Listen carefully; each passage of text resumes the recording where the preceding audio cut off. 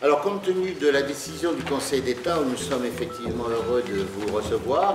À l'issue des municipales, il fallait faire croire aux électeurs de Païta que Calédonie Ensemble n'avait pas perdu, qu'on leur avait volé le résultat. Et pourquoi il fallait faire croire ça? Eh bien, tout simplement parce que 2 mois après, il y avait des élections provinciales. Et donc, il ne fallait pas nuire, effectivement, à Calédonie Ensemble. Donc, toute cette affaire a été montée. C'est ce que j'appelle de la manipulation d'électeurs, et tout ça, c'est sur le dos des électeurs, des malheureux électeurs de Païta, qui en ont fait les frais. Il n'y a pas eu de question dans ce dossier, il n'y a pas eu de discussion, il n'y a pas eu d'interrogation. Pourquoi? Parce qu'il n'y a absolument rien dans ce dossier.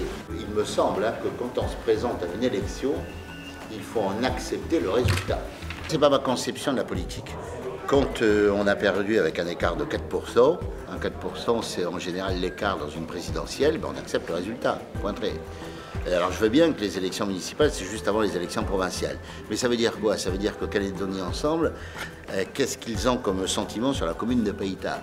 Pour eux, les élections municipales, ça servait, à faire chuter Harold Martin, c'était l'objectif, et deux, de gagner un maximum de voix, pas pour l'intérêt de la commune, pour les provinciales qui venaient derrière, voilà, pour assumer le pouvoir. Au lendemain des élections municipales, M. de Grélan nous a annoncé son recours avec un maximum d'accusations contre ma personne, que j'avais menti, que j'avais altéré la sincérité du scrutin, que j'avais ceci, que j'avais cela. C'est comme il est avocat, il a la dent dure, il s'est accusé.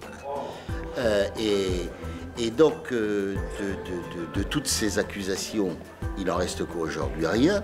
Mais je dis qu'en politique notamment, quand on accuse l'autre, il faut commencer par être clair soi-même.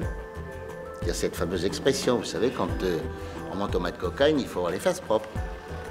Or, M. de Grélan a manifestement triché dans son compte de campagne, c'est-à-dire qu'il y a des dépenses qu'il a dissimulées, qu'il n'a pas mis dans son compte de campagne. Nous en avons la preuve, et j'ai déposé ce dossier depuis le mois d'octobre dernier chez Mme la procureure de la République. Je sais qu'une enquête préliminaire a été ouverte. Donc, M. de Grélan sera responsable de tous ces actes ici à Païta. Le Conseil d'État, c'est-à-dire la juridiction suprême, a tranché, et donc par conséquent, c'est fini. Les élections de Païta sont validées. On sait faire des campagnes électorales, on ne fait pas n'importe quoi, on a une rigueur, donc on n'est pas étonné du résultat. Ah, il ne s'agit pas de règlement de compte. M. de Grélan est avocat, donc il connaît la loi mieux que tout le monde. Il a triché. Donc là, c'est clair qu'il a triché. Ben, il faut qu'il soit responsable, parce que les règles de la République, il faut qu'elles soient pour tout le monde. Et d'ailleurs, je reprends une de ses expressions, il avait dit que la loi n'était pas une variable d'ajustement. Ben, il en parlera dans les tribunaux.